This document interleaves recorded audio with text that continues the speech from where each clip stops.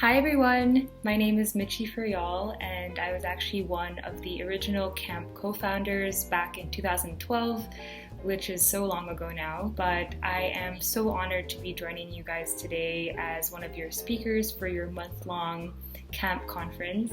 And before I even say anything, I want to shout out and congratulate the camp exec team for being able to pull this off and to be able to still have a conference despite everything that's going on in the world today. And I just want to say that it's such a wonderful thing to be brought back to something that you were part of so long ago. And you know, I'm a grandma and a Lola now, but it's still wonderful to be able to make connections with camp every now and then. Today I was wondering what I could share with you that could really illustrate how powerful the opportunity for me was to go to college overseas. And the thing that kept coming back to my mind was this phrase, discomfort is growth.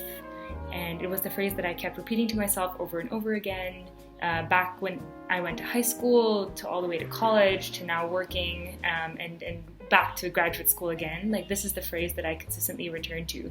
And I think it is just like a point of clarity for me every time I realize that discomfort in a specific situation might be painful and might be hard, but it is the way in which all of us continue to grow. So I will take you back, which now was around 10 years ago almost, in 2011, when I was making my first decision of where I would go to college. So I pursued this process and was incredibly grateful and thankful to have the opportunity to have been able to choose. And at that time, I had applied for both local schools and international schools, and I was still waiting to hear back from international schools, and I already heard that I had gotten accepted into UP, and specifically that I had gotten accepted into the InterMed program, which is the 7-year medical program where I could fast track myself into becoming a doctor, which was at that time my dream because both my parents were doctors. So by the time the international school results came around and I found out that I was accepted into a bunch of schools, but most especially and kind of dear to my heart was the acceptance to Harvard University, which had, you know, ever since I watched Legally Blonde when I was younger, also been a dream school. So I finally had this choice again of, you know, should I go to UP InterMed, which fulfilled a professional goal for myself and allowed me to follow in the footsteps of my parents, or should I go overseas into something like very different, uncharted territory almost. So I went back to that original phrase that I mentioned to you all earlier, which is discomfort is growth. And I thought to myself, where of these two choices would actually lead me to make the most change and to be transformed the most? And when I compared the two, I realized that while InterMed would have been academically challenging and would have been really one of the primary things that could fast track my career into being a doctor, it didn't really push me on the social side because most of the students that I had grown up around were also going to be there. I was going to be living at home with my parents like I had been doing for 18 years of my life. Nothing much was going to change except the academic piece. And I wanted to grow so much more than that. I wanted to transform myself in all aspects and not just the academic aspect. Going back to that original phrase of discomfort being growth, I decided to go overseas and pursue what I was going to pursue over there at Harvard. And so I ended up making that decision, and until today, it is one of the best decisions that I've ever made. The college journey definitely wasn't the easiest one.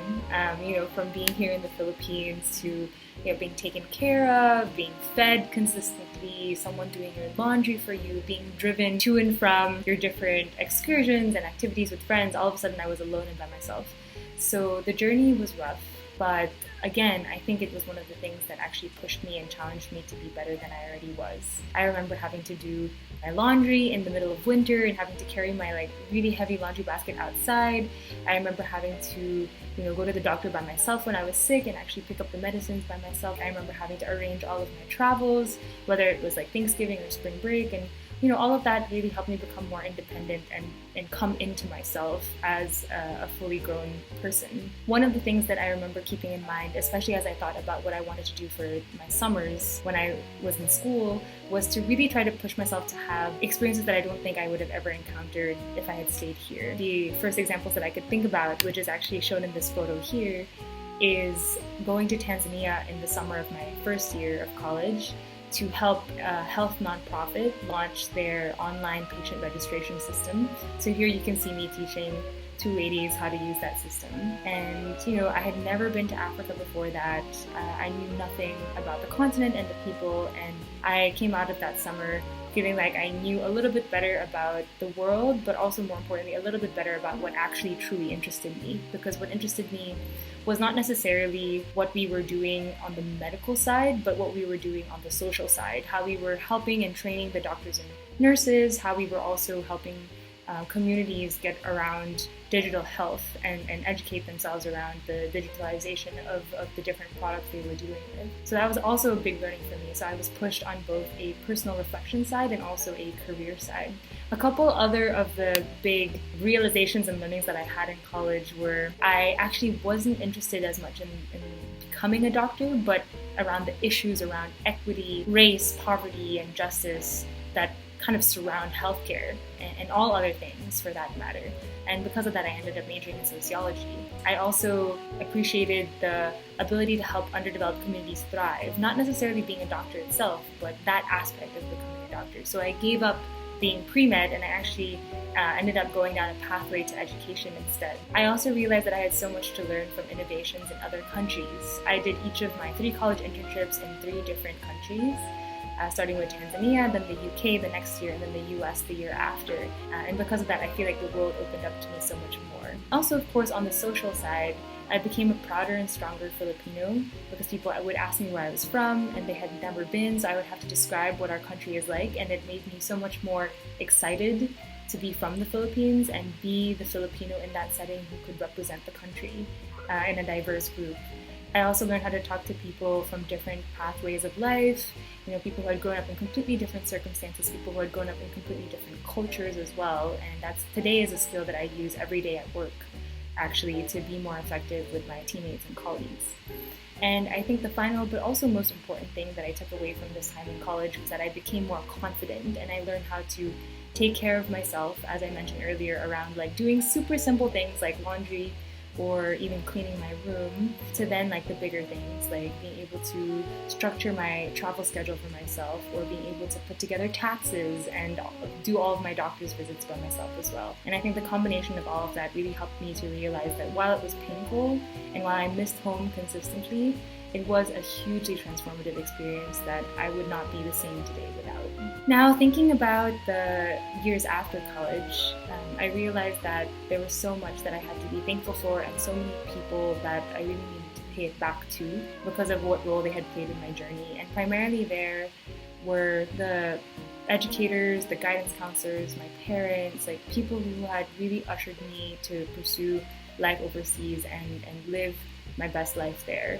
And so in paying it back, one thing that I'm trying to do now and hope to build my career around is to continue giving back in terms of education, to make sure that people have the same opportunities that I did to be able to also have the experiences that I did as well, which is why CAMP was born, and my entire career has so far been around building schools, helping teachers, and helping students also achieve their fullest potential. Here is a photo of me and my students from the past 3 years before I came to business school, where I was working in Africa with the African Leadership University, which is a university centered around Pan-African education, but specifically also molding students for 21st century skills to be able to actually adapt to today's workplace. And I wanted to devote my career to students like these who, you wouldn't really expect would have had these types of experiences and opportunities before, but because of schools like the African Leadership University have been able to do so.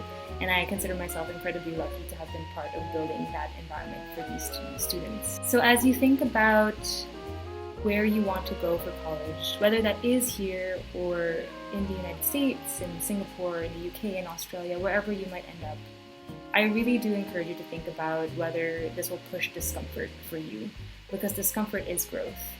And while there is fear, there is worry, and there is hardship that comes with that, these are actually what make it transformative, and these are what actually end up making it worth it for you.